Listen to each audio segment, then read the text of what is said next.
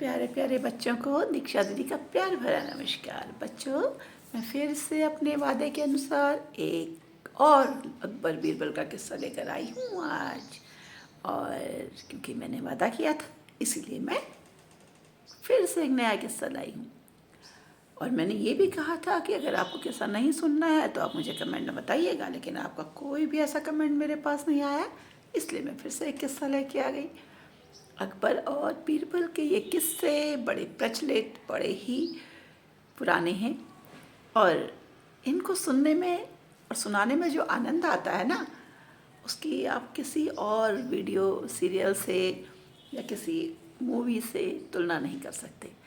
किस्से सुनने और सुनाने के आनंद का अपना अलग ही आनंद है।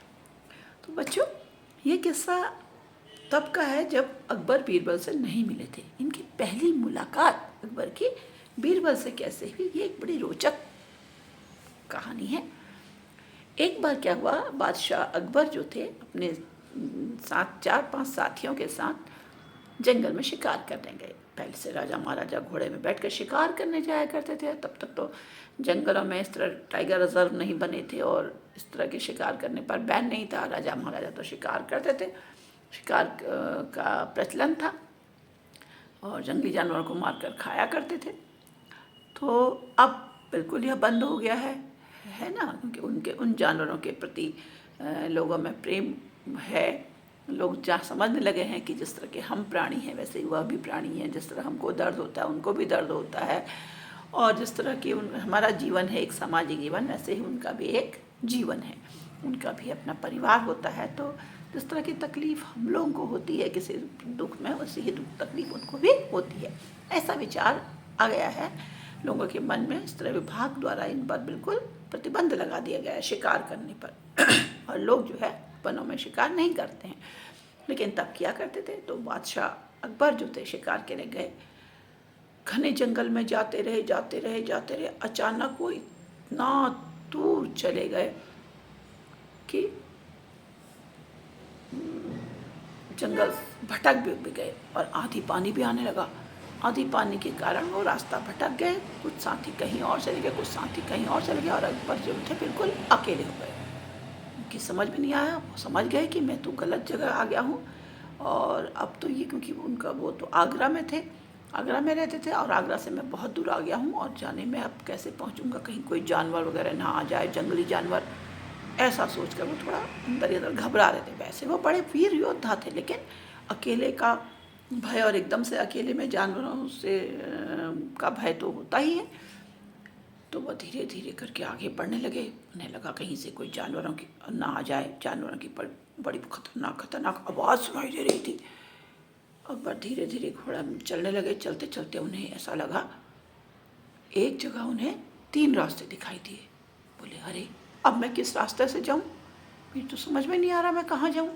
इससे जाता हूँ तो कहीं मैं ये रास्ता आगरा जाता या नहीं, बीच वाले से जाता हूँ तो पता नहीं ये रास्ता आगरा जाता कि नहीं, तीसरे से जाता हूँ तो रास्ता कहाँ जाता है, कहीं जंगल में और ना भटक जाऊँ, कहीं खो ना जाऊँ। यह सोचकर वह चुपचाप से एक जगह घोड़े पर खड़े हो गए। घोड़े को उन्होंने खड़ा कर दिया, अपना रुक गए। सोचने लगे क्या करूँ, बहुत कोई दिख भी नहीं रहा है इस जंगल में, कोई व्यक्ति भी नहीं दिख रहा, कोई मनुष्य दिख जाए तो मैं पूछूं। और बच्चों, ऐसा सोचते सोचते काफ़ी समय बीत गया। अचानक उन्हें पीछे की झाड़ियों से कुछ हलचल दिखाई दी। वो एकदम से भयभीत हो गए। बोले, शायद कोई जंगली जानवर है जो मुझ पर आक्रमण करने की फिराक में है। वह सहमे से एक जगह खड़े रह गए और मन को मजबूत करने लगे कि मैं इस पर आक्रमण कर दूंगा, अगर मैं कैसे इससे सामना करूंगा। तभी अचानक उन्हें झाड़ियों के पीछे से ऐसे उड़ के आते हुए एक व्यक्ति आता दिखाई दिया। साधारण सा व्यक्ति था, सब सामान्य सा लग रहा था। तो उन्हें पर, अरे इधर आओ भाई, कौन हो तुम, इधर आओ। वह व्यक्ति उनके सामने आया। बोले, अरे भाई तुम कौन हो? और मैं रास्ता भटक गया हूँ। मेरी समझ में नहीं आ रहा कि इस 3 रास्तों से मैं किस रास्ते में जाऊँ, या कौन सा रास्ता आगरा जाता है, या मेरी समझ में नहीं आ रहा। तो ऐसा सुन करके प्रश्न जो व्यक्ति था वो बहुत ज़ोर से हंसा। कहा, क्यों भाई तुम हंस क्यों रहे हो? मैं यही तो पूछ रहा हूँ कि कौन सा रास्ता आगरा जाता है। तो वो और ज़ोर से हंसा। बोला महाराज मैं इसलिए हंस रहा हूँ कि ये रास्ते हैं, रास्ते कभी चला नहीं करते, ये कहीं को जाया नहीं करते, इन पर चलकर हम ही अपनी मंजिल तक जाते हैं, रास्ते तो जहाँ होते हैं वहीं रहते हैं। तो अकबर भी बड़ी ज़ोर से हंसे, बोले ओहो तो तुम ऐसा कहना चाह रहे थे, तो चलो मैं फिर से सही प्रश्न पूछता हूँ कि किस रास्ते पर चलकर मैं आगरा पहुँच सकता हूँ, क्या मेरा प्रश्न सही है? तो बोले हाँ हाँ हाँ हाँ बिल्कुल, अब आपने सही प्रश्न पूछा है। तो बादशाह आप इसमें से दाएं हाथ वाले रास्ते में जाइए, उसी रास्ते को चुनिए जिसमें बहुत सारे पग चिन्ह दिखाई दे रहे हैं, यानी कि बहुत सारे लोगों के पैरों के निशान दिखाई दे रहे हैं, क्योंकि जिस रास्ते पर ज़्यादा लोगों के पैरों के निशान होंगे वही रास्ता शहर को जाता होगा, यह जाता है यह निश्चित है। बोले वाह तुम तो बड़े बुद्धिमान जान पड़ते हो। अकबर बोले ऐसा तो मैंने सोचा ही नहीं था, सूझा भी नहीं था मुझे ऐसा, मैं तो रास्ते देखकर घबरा रहा था कि किस रास्ते जाऊँ, सोचने पड़ा हुआ था। तो वो बोले यह तो बहुत कॉमन सेंस की बात है, साधारण सी बात है। तो बोले नहीं भाई तुम तो बड़े समझदार हो, तुम्हारा नाम क्या है? बोले मुझे क्या कहते हैं, मैं यहाँ से जो है जाऊँगा तो नाम तो मैं बाद में बताऊँगा। बोले चलो अच्छा ऐसा है कि तुम जो हो ये मेरे साथ चलो, मुझे तुम्हारे जैसे ही बहादुर और बुश समझदार सूझबूझ वाले व्यक्ति की ज़रूरत है। बोला नहीं महाराज मैं तो आपके साथ नहीं जा सकता, क्योंकि मैं कहीं काम कर रहा हूँ, कहीं किसी राजा के वहाँ मंत्री हूँ, मैं यहाँ से नहीं जा सकता, और हाँ आवश्यकता पड़ी तो ज़रूर आपके पास आऊँगा, आपका निमंत्रण मैं स्वीकार करता हूँ। तो बादशाह बोले ठीक है ये लो मेरी एक अंगूठी अपने पास निशानी के तौर पर रख लो, कि जब भी तुम मेरे पास आओ तो ये अंगूठी मेरे साथ उनको दिखा देना, ताकि वो आप मुझे से मिलने दें तुम्हें। तो उन्हें उसे प्रेम से स्वीकार कर लिया। बोला आपकी जय हो, मैं ज़रूर आपका तोहफा स्वीकार करता हूँ, आपका निमंत्रण भी स्वीकार करूँगा अगर मुझे आवश्यकता पड़ी तो, लेकिन अभी मैं क्योंकि कहीं काम कर रहा हूँ इसलिए मेरा कर्तव्य बनता है कि मैं वहीं काम करूँ। खैर चल दिए जी अकबर उनके बताए रास्ते पर आगरा को, और ये भी अपना भी चल दिए। अब क्या हुआ कि बहुत दिन हो गए, तो ये जो थे व्यक्ति जो था बंदा करीब 2 साल होने को थे, और इनके गांव में अकाल पड़ गया, सूखा पड़ गया, और लोगों ने गांव को छोड़कर जाना शुरू कर दिया। लोग जाने लगे और यह गांव में अकेले रह गए। इन्हें लगा कि सारे लोगों ने गांव छोड़ दिया है तो मुझे भी कहीं और जाना पड़ेगा शायद, और अब मैं यहाँ क्योंकि काम भी सब ने लोगों ने काम से निकाल दिया, लोग अकेले पड़ गए बिना काम के। तो बोले मुझे भी जाना पड़ेगा शायद किसी और नगर में, मुझे अब अपना रोजगार देखना पड़ेगा और अपना जीवन यापन करना पड़ेगा। ऐसा सोचकर इन्होंने भी अपनी पोटली ओटली बांधी और ये चल दिए। इन्हें वो अंगूठी सामान रखते समय मिली बादशाह की, तो बोले अरे क्यों ना मैं आगरा जाऊँ, यह सोचकर वो आगरा को चल दी। बच्चों ये आगरा चलते हुए जब आगरा महल के द्वार पर पहुँचे तो उन्होंने जो सीधे अंदर जाने लगे किले के अंदर, तो दरबार ने रोका। उन्होंने कहा कहाँ जाते हो, कौन हो तुम? बोले मुझे बादशाह अकबर से मिलना है। बोले हा अपनी शक्ल देखिए आईने में, बादशाह से मिलने जा रहे हो? बोले नहीं नहीं मुझे बादशाह ने बुलाया है। बोला तुम्हें बादशाह क्यों बुलाएंगे, क्या है तुम्हारा ऐसा खास बात? बोले नहीं नहीं तुम्हें विश्वास नहीं था तो देखो ये अंगूठी, ये बादशाह सलामत ने मुझे दी है कि जब मैं यहाँ आऊँ तो उन्हें यह दिखाऊँ आप लोगों को, ताकि आप मुझे उनसे मिलने दो। तो अंगूठी बहुत कीमती थी, बादशाह की अंगूठी उसके पास देखकर दरबार को थोड़ा लालच आ गया। बोला शायद ये कोई बहुत पहुँचा हुआ व्यक्ति है जिसे बादशाह सलामत ने इतनी महंगी अंगूठी दी है अपनी, तो जब ये वहाँ मिलने जाएगा तो बादशाह जरूर इसे बहुत ज़्यादा इनाम देंगे। तो ऐसा करता हूँ इससे इनाम का आधा मांग लेता हूँ तभी इसको जाने दूँगा। बोला हाँ हाँ ठीक है तुम जाओ, लेकिन एक बात याद रखो, जब बादशाह तुम्हें कोई इनाम दे तो उसका आधा इनाम तुम्हें मुझे देना होगा। यह सोचकर उस व्यक्ति के दिमाग में कुछ सूझा और बोला ठीक है तुम आधा क्या पूरा ही इनाम तुमको दे दूंगा, मुझे क्या करना इनाम का बादशाह के। ऐसा क्या करो, अंदर चले गए।